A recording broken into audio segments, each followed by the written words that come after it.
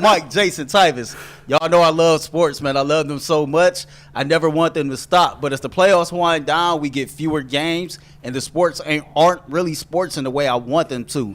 But FanDuel lets me keep the sports going whenever I want. All I have to do is open the app, dream up any bet at any time I'm in the mood. This summer, FanDuel is hooking up all customers with boost and bonus daily. That's right. There's something for everyone, every day, all summer long. So head on over to FanDuel.com/UCSS and start making the most of your summer. FanDuel, official sports betting partner of Major League Baseball. Mike, it was a tough day yesterday in Detroit for the Cleveland Guardians offense, as they only mustered up 3 hits, 2 of them coming from rookie Angel Martinez. We got no runs on the board. The Guardians are 5-5 in their last 10 games. What the hell happened to make the offense and the bats go so cold yesterday? Yeah, I mean, it's disappointing from the onset, considering you got a really good start from Gavin Williams in his second start back from his injury. We'll talk about Gavin in a sec, but from an offensive standpoint, guys, it wasn't like they were facing Skubal on Detroit. It wasn't like they were facing some elite arm, and the fact that this team was only able to muster up 3 hits, 2 of them coming from their rookie, their 4 All-Stars combined to go 0 for 13 in the game.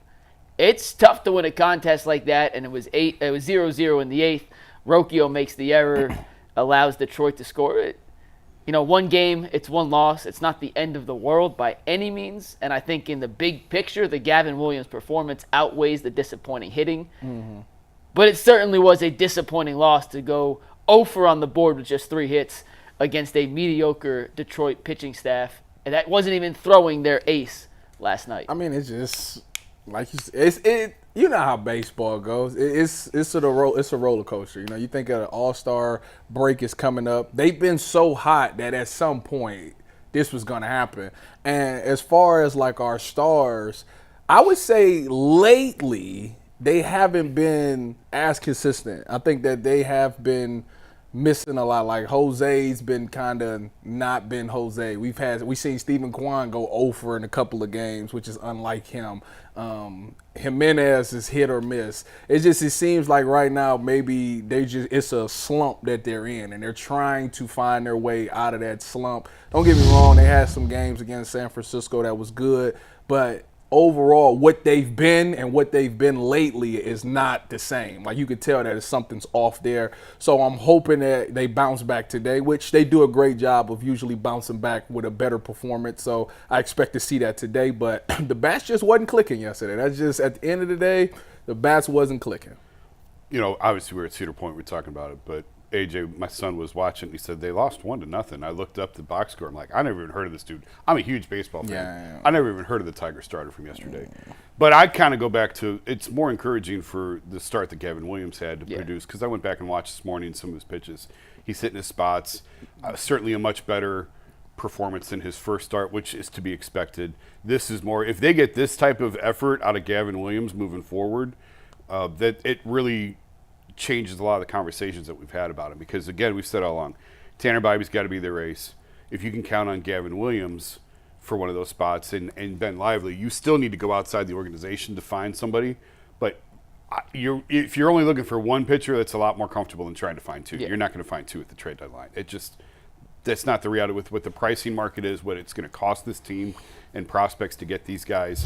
They're going to be lucky to find 1. So I will take the Gavin Williams component of this more so than, hey, man, offenses go cold. It's a long season. Teams go up and down. The fact that they came back, I was at the game on Sunday, the fact that they came back and took 2 or 3 from the Giants, the home run from Naylor, what a huge swing that was, and obviously we've seen from some progression from him. It's the fact that it's a different guy every night. And yeah, I mean, Kwan goes 0 for 6, and we go, what's the matter with him? Well, that's baseball. Yeah. It's just this dude. But this dude Kwan, is an alien. No. Yeah. I know, he's weird. He's hitting in the 350s now. I know. He's still hitting better than anyone else in baseball, and he's in a free fall. I ain't hearing that. We was 400 is what we were supposed to be at this year. Now you know how impossible it is, or how difficult it is. So all in all, I'm not going to get worked up about it. It's really encouraging. The Gavin Williams component is really encouraging to that. And you've got 2.5 months now to get him to peak shape, so that, I mean, obviously the good part of this is the wear and tear. He doesn't have the wear and tear of April, May, and June. You shouldn't run into any sort of innings max with him. And hopefully now it's a clear runway ahead for him. I'm going to save Gavin Williams for 1 sec because I want to focus on one more aspect of the game. The offense, it went cold. It is what it is. It happens. It's baseball. They play 162 games. You're going to get shut out from time to time.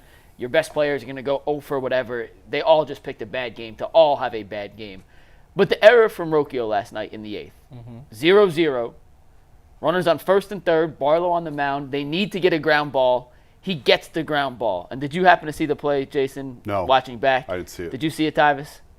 The Rocchio error. Where you threw it over. No. Hey, Ant, can you pull up the Rocchio error? They had the infield in. It was it wasn't a line drive, but it wasn't a ground. There was more of a line drive, and he charged it. It got under his glove. That's how they ended up scoring the run. Yeah. And my thing with Rocchio is if you're going to hit 218 with minimal power, You better be good. you have to be an elite defensive shortstop. And that was a double play ball that he botched that allowed Detroit to score the only run of the game. And if you're not going to provide more at the plate, you can't be allowing runs in that regard. It was a tough play, don't get me wrong. It certainly wasn't, he should make that 100 out of 100 times, but you should make that play more often than not, and he picked a bad time to allow a ball to kind of get in that in-between area. Do you play it back? Do you charge it? And that was really the downfall in the game. Because Barlow got the ground ball he needed in that situation. The defense let him down. Yeah, well, I mean, what you're talking about is how we talk about Jimenez. You know, Jimenez, sometimes he's not great at the plate. Even though he should be, we expect more out of him.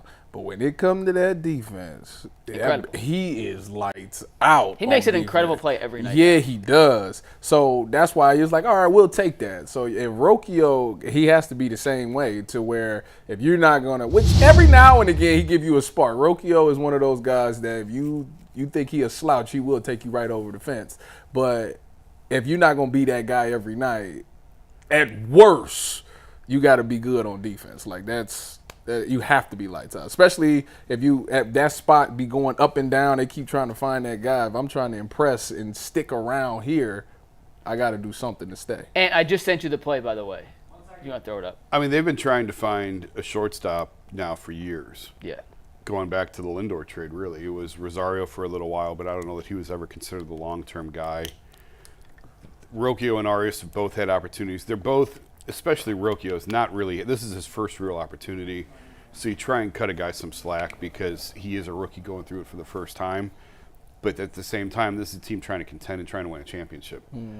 And so your patience for younger players and mistakes is a lot less when you're in this position that, frankly – there's probably people in the organization that didn't think they'd be in this spot and having the type of season that they are. I guarantee you there's people in the organization who Yeah. couldn't expect in their wildest dreams the Guardians to be 23 games over 500 in the season. I still think Andres Jimenez is the best shortstop on this roster, and it's a lot easier to find a second baseman than it is a shortstop. And I understand At what? he's so elite at second. He's such a platinum glove, but I still think that the answer very well may be to shift him to short and plug somebody else in at second base. Is there ever too late to do that? Like, at what point? No, it's not. I mean, Jimenez is mid-20s. No, I'm saying like this season. Oh, it's more of a spring training thing. Yeah. So you couldn't do it like now. I mean, you could. Jimenez is so good. He's that good. You I'm could. not that worried about it if they tried. Yeah, but I just think Who would you put at second then? Angel Martinez. it might be Angel Martinez. Oh, yeah. I mean, they certainly have plenty of options. And again, they're just looking. They've been dying all year for somebody to take hold of that role at shortstop, Rocchio or Arias, and neither one of them has been able to. I've been an Arias guy all along. I've never been big on Rocchio. They was done with him on. I think it was the San Francisco. He's had some really bad errors. He's had some mental mistakes. He's had some physical errors. His bat, he has so much juice in his bat, and he's got such a good arm. It's all there. To this point, he hasn't been able to put it all together yet. But, I mean, you got plenty of options. You put Tyler Freeman. Tyler Freeman's a natural second baseman. Yeah. Put Freeman at second. Angel Martinez could play second. Outfield. Tanya could play second. He moved to the outfield because Out they of had too much of a necessity. logjam in the infield. So now, if you decide one of the guys who was blocking him from playing the infield. But this is something that we got to wait till after the season. I think Freeman is more. That's his natural Yeah. spot. And Jimenez, I'm telling you, if you moved him to shortstop, he may not be a platinum glover. So who you putting in He'd be center? a damn good shortstop tomorrow. I put Martinez at second. Or in center, whoever you feel.